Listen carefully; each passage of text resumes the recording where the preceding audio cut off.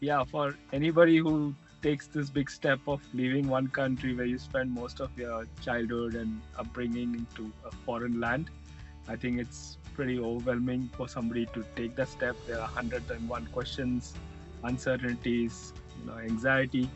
I felt like I was applying for an IIT exam. It was like I didn't think it was going to be so competitive to even go, because I always heard from friends who moved to Australia before that, oh, you just stay here for a few years and it's done, and we just.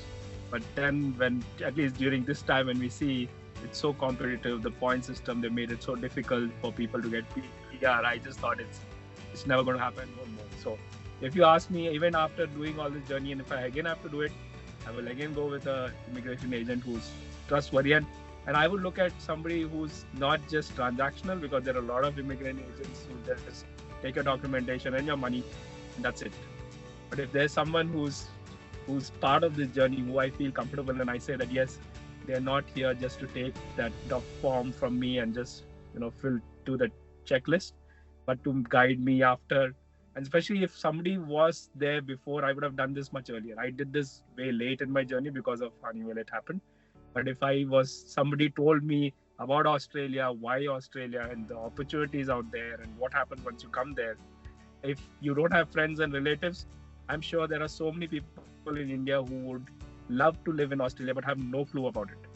So those are the set of people I would say, as long as you have agents who would help you as a friend and not as an agent. Don't call them agents. Then you will obviously look at them as an agent who's like, but look at them as friends who would say, this is what after you do this, next what next. I don't know the exact count, but I have roughly traveled 20 to 25 countries in the world. And I remember in 2018, and as you said, that was probably the last international country that I landed, kept my foot on, like Captain Cook.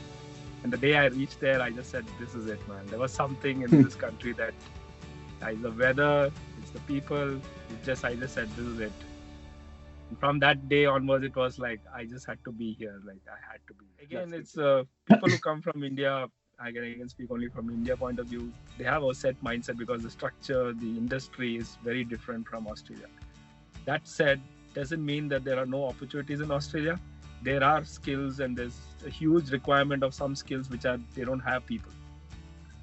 So if you are thinking of looking at Australia as your home, you might have to do tweaking to your skill, your experiences, what you have done in India. And they could that decision of making that shift would probably catapult you to something totally different and something amazing which you would not even know. But that's the decision that, along with the journey of moving to Australia, you need to be prepared for. That okay, I spent my entire career in India doing this. If you just tweak it, do some courses, like I see AI becoming a big thing in Australia. There's huge potential. There's not many people of that skill. So if you've been doing a particular skill in IT for years, just making that shift to cybersecurity, for example, again another big potential in Australia.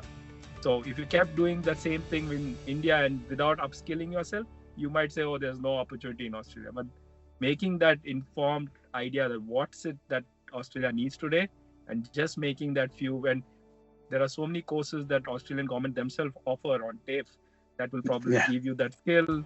And I think that's the piece again, if somebody guides you to the right way, will help you overcome that challenge, which your friends might say, oh, there's nothing here, nothing there, but that's not true.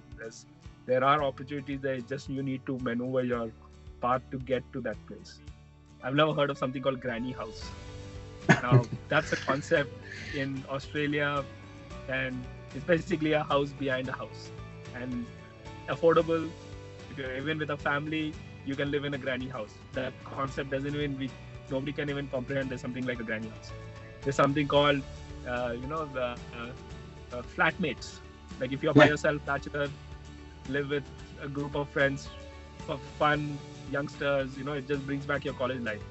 So there are so many options to compensate the biggest cost of living, which is rental.